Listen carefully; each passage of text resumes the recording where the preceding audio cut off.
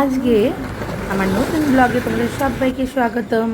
ঘুরতে ঘুরতে আজকে আমরা চলে আসলাম এই রথতলার এই স্পেশাল মিষ্টির দোকানটা। অনেক বহু পুরানো মিষ্টির দোকান, যেখানে রথের মেলাটা হয় ঠিক তার উল্টো দিকে মিষ্টির দোকান। মিষ্টিগুলো কিন্তু বেশ টাটকা আর খুব লোভনীয় দেখতে। খেয়েও দেখলাম বেশ ভালো খেতে, তার জন্য এখান থেকে অনেক কটা মিষ্টি কিনে নিলাম। দিয়ে বাড়ি আবার রওনা দিয়ে দিলাম। বাড়ি যাওয়ার পথে কস্তুরি রেস্টুরেন্টটা বাদিকে হচ্ছে, দেখতে পেলাম। এটা হচ্ছে বুদ্ধ পার্ক। তো বুদ্ধ পার্ক থেকে আমরা বাড়ির দিকে রওনা দিচ্ছি। কল্যাণীতে ঢুকে গেছি। তো দেখে নি কী কী কিনলাম নিউ ঘোষ সুইটস থেকে। প্রথমে চলে আসছে গোলাপ জামুন, যেটা এখানকার স্পেশালিটি।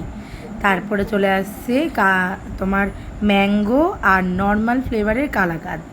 আর তারপরে আর একটা স্পেশাল নিউ ঘোষ সুইটসের, সেটা হচ্ছে ছানা বড়া।